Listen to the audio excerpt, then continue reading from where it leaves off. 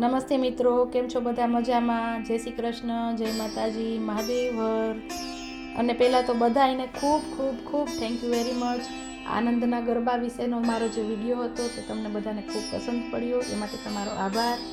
આજે આપણે વાત કરવા જઈ રહ્યા છીએ મહાસુદ આઠમ, ગુપ્ત નવરાત્રિનો આજે 8મો દિવસ અને મા ખોડિયારનો પ્રાગટ્ય દિવસ. તો તેના વિશેની આપણે વાત કરીશું, તેનો ઇતિહાસ જાણીશું, મા ખોડલ વિશે અને તેના પ્રસિદ્ધ યાત્રાધામો છે તેના વિશે જાણીશું.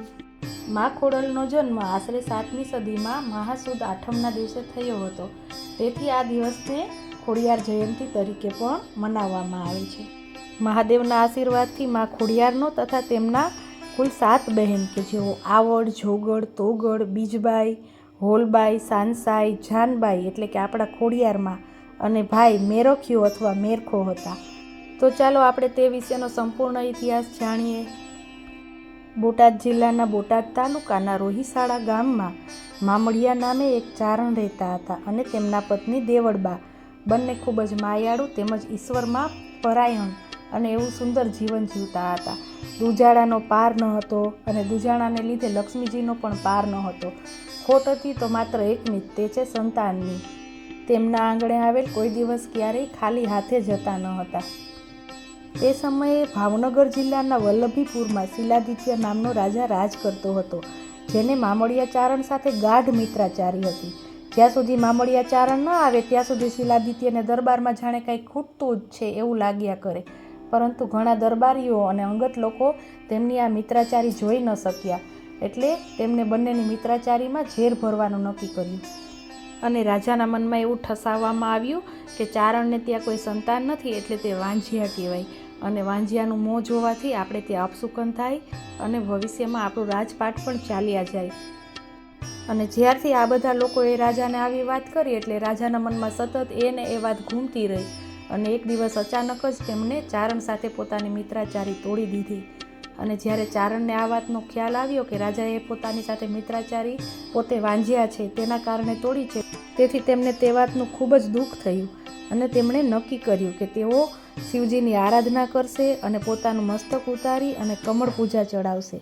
અને મામડિયો ભગવાન શિવની આરાધના કરવા લાગ્યો. ઘણો સમય થયો પરંતુ કંઈ સંકેત ન મળ્યા, એટલે તે પોતાનું મસ્તક તલવારથી ઉતારવા લાગ્યા. ત્યારે જ ભગવાન શિવ પ્રસન્ન થયા અને કહ્યું કે પાતાળ લોકના નાગદેવતાની નાગપુત્રીઓ અને નાગપુત્ર તેમને ત્યાં 7 પુત્રીઓ અને 1 પુત્ર તરીકે જન્મ લેશે, આમ વરદાન આપ્યું. આમ મામડિયો તો ખુશ થઈ ગયો અને ઘરે જઈ અને એમના પત્નીને વાત કરી અને કહ્યું કે મહાદેવજીના કહ્યા પ્રમાણે મહાસુદ આઠમના દિવસે 8 ખાલી પારણા રાખવાના છે, જેમાં નાગણીઓ અને નાગ આવી ગયા અને થોડા જ સમયમાં તેઓ બાળ સ્વરૂપે પ્રગટ થયા. આમ મામડિયાને ત્યાં અવતરેલ કન્યાઓના નામ આવડ, જોગડ, તોગડ, બીજબાઈ, હોલબાઈ, સાનસાઈ, જાનબાઈ અને ભાઈ મેરખ્યો રાખવામાં આવ્યું. એમાં જાનબાઈ એટલે આપણા ખોડિયારમાં. તેમના નામ ખોડિયાર રાખવા પાછળ પણ એક કથા છે. એક વખત એવું બન્યું કે મામડિયા ચારણના સૌથી નાના સંતાન એવા મેરખિયાને ખૂબ જ ઝેરી સાપ કરડ્યો અને દરેક બહેનોના જીવ, માતા પિતાનો જીવ અધર ચડી ગયો અને સાપનું ઝેર કેવી રીતે ઉતરે એનો વિચાર કરવા લાગ્યા. એવામાં કોઈએ કહ્યું કે પાતાળ લોકમાં નાગરાજા પાસે અમૃતનો કુંભ છે, તે સૂર્ય ઉગે તે પહેલાં લાવવામાં આવે તો મેરખિયાનો જીવ બચે તેમ છે. આમ સાંભળી અને બહેનોમાં સૌથી નાના એવા જાનબાઈ પાતાળમાંથી કુંભ લેવા ગયા. તેઓ જ્યારે કુંભ લઈને બહાર આવતા હતા ત્યારે રસ્તામાં તેમને પગમાં ઠેસ લાગી અને તેથી તેમને ચાલવામાં તકલીફ પડતી હતી. આવું બન્યું ત્યારે તેના ભાઈ પાસે રહેલ બહેનને એવો સંકેત થયો કે આ જાનબાઈ ખોડી તો નથી થઈ ને. ત્યારે ઝડપથી કુંભ લઈને આવી શકાય તે માટે જાનબાઈએ મગરની સવારી કરી, જેથી તેનું વાહન પણ મગર જ છે. જ્યારે તેઓ પાણીની સપાટીથી બહાર આવ્યા ત્યારે ખોડાતા આવ્યા, તેથી તેમનું નામ ખોડિયાર પડ્યું. અને મગર ઉપર સવાર હતા એટલે મગરની સવારી લઈ અને ખોડિયારમાં બહાર આવ્યા. આમ ત્યાર પછી લોકો તેને ખોડિયાર નામથી જ પૂજવા લાગ્યા. મા ખોડિયાર માતાજીના મંદિરો ગુજરાત રાજ્યના સૌરાષ્ટ્રમાં મુખ્ય 3 છે, જે ધારી પાસે ગળધરા, વાંકાનેર પાસે માટેલ અને ભાવનગર પાસે રાજપરા ગામે આવેલા છે. તેમના આ સ્થાનકોએ પાણીના ધરાવો પણ આવેલા છે. જૂનાગઢના રાજા રાનવગણના માતા સોમલદેને ખોડિયાર માતાજી ઉપર ખૂબ જ શ્રદ્ધા હતી અને કહેવાય છે કે ખોડિયાર માતાજીના આશીર્વાદથી જ રાનવગણનો જન્મ થયો હતો. આમ જૂનાગઢ રાજને ગાદીનો વારસ આપનાર ખોડિયાર માતાજીને ત્યાં ચુડાસમા રાજપૂતો કુળદેવી તરીકે પૂજવાનું શરૂ કર્યું હતું. ખોડિયાર માતાજીનું પ્રથમ સ્થાનક છે તે આ ગળધરા ગામે આવેલું છે. ગળધરેથી માજી નિસરિયા આવ્યા છે માટેલ ગામ રે હા, એટલે માં ત્યાંથી માટેલ આવ્યા છે. માટેલ ગામ વાંકાનેરથી આશરે 17 કિલોમીટરના અંતરે આવેલું છે. અહીં ઊંચી ભેખડો ઉપર ખોડિયાર માતાજીનું મંદિર છે અને જે જૂનું સ્થાનક છે તેમાં 4 મૂર્તિઓ છે. આ પ્રતિમાઓ આવડ, ખોડિયાર, હોલબાઈ અને બીજબાઈની છે. તેમાં શ્રી ખોડિયાર માતાજીની મૂર્તિ ઉપર સોના ચાંદીના છતર ઝૂમે છે. અહીં એક પીલુડીનું વૃક્ષ આવેલું છે. તેની નીચે ખોડિયાર માતાજીના બહેન એવા જોગડ, તોગડ અને સાંસાઈના પાળિયા ઊભા છે. મંદિરની સામે એક ઊંડો પાણીનો ધૂનો આવેલો છે જે માટેલિયા ધરા તરીકે ઓળખાય છે. ગામ માટેલ ને ધરો માટેલિયો, ત્યાં છે સ્થાન ખોડિયાર ના રેહા. આ મીઠા પાણીના ધરામાં ઉનાળામાં પણ પાણી ખૂટતું નથી. આખું માટેલ ગામ આ ધરાનું જ પાણી પીવે છે. અને આ ધરાથી થોડો આગળ એક નાનો પાણીનો ધરો આવેલો છે. તેને ભાણેજીયો ધરો કહેવામાં આવ્યો છે.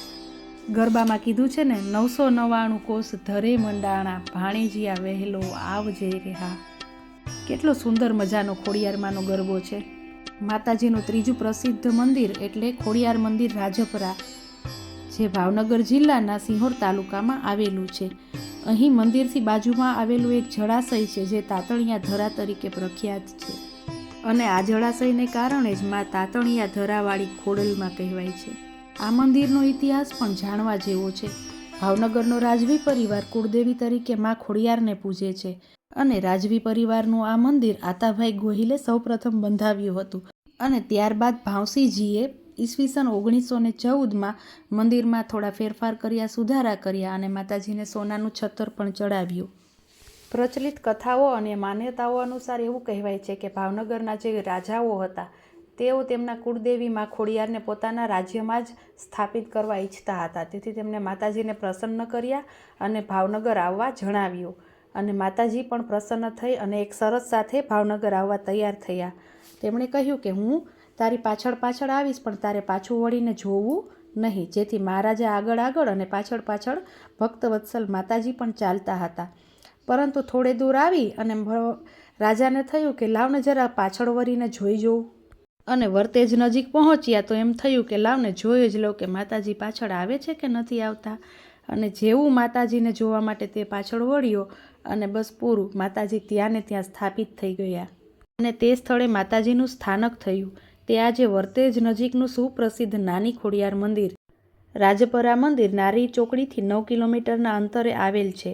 પરંતુ મોટાભાગના લોકો ત્યાંથી ચાલીને જવાનું પસંદ કરે છે.